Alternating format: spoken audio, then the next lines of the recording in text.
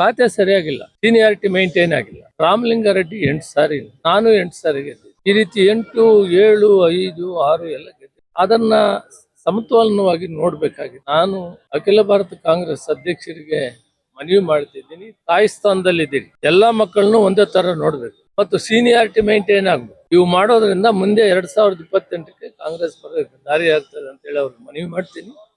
ಮತ್ತು ಏನು ಇವತ್ತು ಖಾತೆ ಕೊಟ್ಟಿದ್ದಾರೆ ಅದನ್ನ ಬದಲಾವಣೆ ಮಾಡಿ ಜನಸೇವೆ ಮಾಡುವಂಥದ್ದನ್ನ, ಅನುಕೂಲ ಆಗುವಂಥದ್ದನ್ನ ಕೊಡಬೇಕು ಅಂತ ನಾನು ಮನವಿ ಮಾಡ್ತೀನಿ. ರಾಹುಲ್ ಗಾಂಧಿ ಅವ್ರಿಗೆ ಹೇಳ್ತೀನಿ, ಸೋನಿಯಾ ಗಾಂಧಿ ಅವ್ರಿಗೆ. ಈಗಾಗಲೇ ರಾಹುಲ್ ಗಾಂಧಿ ಅವರಿಗೆ ಮೊನ್ನೆ ಬಂದಿದ್ದಾಗ ನಾನು ಮನವಿ ಮಾಡಿದ್ದೀನಿ, ಸಮಾಜ ಕಲ್ಯಾಣ ಸೇವೆ ಮಾಡು, ಬಡಬಗ್ಗರಿಗೆ ವ್ಯವಸಾಯ ಸೇವೆ ಮಾಡು, ಇರಿಗೇಷನ್ ರೈತರಿಗೆ ಸೇವೆ ಮಾಡು, ಇಂಥವು ಆಗ್ಬೇಕು. ಅದರಿಂದ ಇಂಥವು ನಾನು ಈಗಾಗಲೇ 3 ವರ್ಷ ಅದನ್ನ ನಿಭಾಯಿಸಿ, ಅದನ್ನ ಈ ಏನು ಯಾವ್ಯಾವ್ದು ಪ್ರೋಟೋಕಾಲ್ನಲ್ಲಿ ಸೀನಿಯಾರಿಟಿ ಕೊಡ್ಬೇಕನ್ನೋದನ್ನ ಅದನ್ನ ಕರೆಕ್ಟಾಗಿ ನೋಡಿಕೊಂಡು ಮಾಡಬೇಕು ಅಂತೇಳಿ ಮನವಿ ಮಾಡಿದ್ದೀನಿ. ಮತ್ತು ಈಗೂ ಕೂಡ ಅವ್ರಿಗೆ ಹೇಳ್ತೀನಿ, ಈ ಕೆಲಸ ಮಾಡೋದ್ರಿಂದ ಮುಂದೆ 2028ಕ್ಕೆ ಮತ್ತೆ ಸರ್ಕಾರ ಬರೋಕ್ಕೆ ದಾರಿ ಆಗ್ತದೆ. ಗೊಂದಲವಾಗಬಾರ್ದು. ಈಗಾಗಲೇ ಮನವಿ ಮಾಡಿದ್ದೀನಿ, ಸರಿ ಮಾಡ್ತಾರೆ ಅಂತ ಭಾವಿಸಿದ್ದೀನಿ.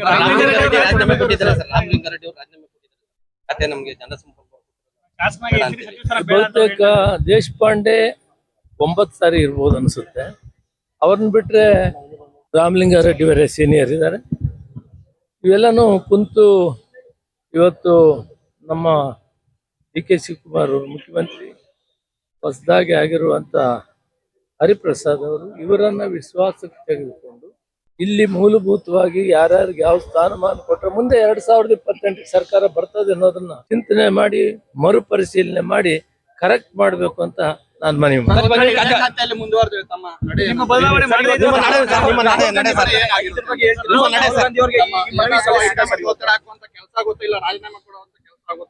ರಾಹುಲ್ ಗಾಂಧಿ ಅವರು ಬರ್ತಾ ಇದ್ದಾರೆ, ಅವ್ರಿಗೆ ನೀವು ಮನವಿ ಕೊಡ್ತೀರಾ ಸರ್?